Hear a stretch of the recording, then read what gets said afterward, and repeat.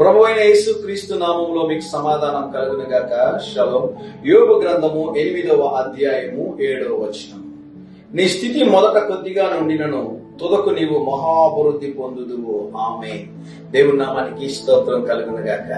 ఒకవేళ ఈ రోజు మీ స్థితి, మీ పరిస్థితి చిన్నదిగా ఉండొచ్చు. అయితే దేవుడు ఈ ఉదయకాల సమయంలో మిమ్మల్ని ప్రోత్సాహపరచడానికి, మిమ్మల్ని బలపరచడానికి, మిమ్మల్ని ధైర్యపరచడానికి ఒక మంచి వాగ్దానాన్ని దేవుడు ఇస్తా ఉన్నాడు. అయితే రాబో కాలం ముందు మీకు జరిగే ఆశీర్వాదం ఏంటంటే నీవు మహా అభివృద్ధి పొందుదువు. హల్లెలూయా. దేవునికి స్తోత్రం కలుగుతుంది. ఆ జీవితాన్ని ఆలోచన చేసినప్పుడు దేవుడు అద్భుతంగా మార్చాడు. ఒక్కొక్క స్టెప్ వైజ్ గా చెప్పుకుంటూ పోవాలంటే చాలా పెద్ద సాక్ష్యం. చిన్న కుటుంబంలో, ఒక సేవకుని కుటుంబంలో జన్మించారు, పాస్టర్ గారి కుమారుడుగా.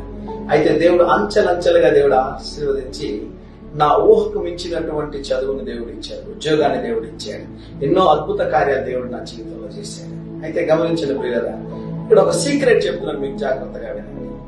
మీరు ఈ రోజు ఉన్నటువంటి స్థితి, పరిస్థితి చిన్నదిగా ఉండొచ్చు. మీరు మహాభివృద్ధి చెందాలి అంటే ఒక చిన్న సీక్రెట్ ఏంటో తెలుసా? తక్కువలో ఎవరైతే నమ్మకంగా ఉంటారో అప్పుడు దేవుడు వారిని అధికమైన వాటి మీద అధికారిగా దేవుడు ఉంచుతాడంటే. ఈ రోజు మీరున్న స్థితి, పరిస్థితుల్లో దేవునికి నమ్మకంగా ఉండండి, దేవుడు ఆశీర్వదిస్తాడు. ఒక రోజు వస్తుంది దేవుడు మిమ్మల్ని లేవనెత్తుతాడు.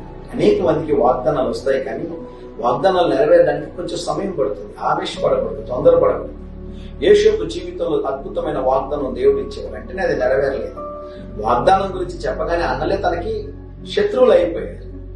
ఒక భయంకరమైనటువంటి బానిస బ్రతుకుల నుంచి, జైల్లో నుండి, పనివాడు నుండి ఆ దేశం యొక్క ప్రధానిగా దేవుడు చేసిన యోసేపు జీవితం.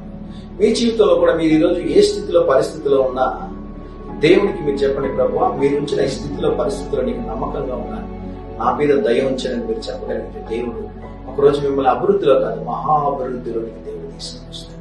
ప్రేమ గల మా యేసయ్య, దయగలిగిన మా తండ్రి, ఈరోజు మా ప్రియులు ఎవరైతే నేను వారు ఉన్న స్థితిలో సంతృప్తి చెంది సంతోషంగా, సమాధానంగా, నెమ్మదిగా, నీకు నమ్మకంగా ఉన్నారో దయచేసి వారిని ఈ ఉదయకాల సమయం మీరు ఒక్కసారి చూడండి, ప్రార్థిస్తున్నాను.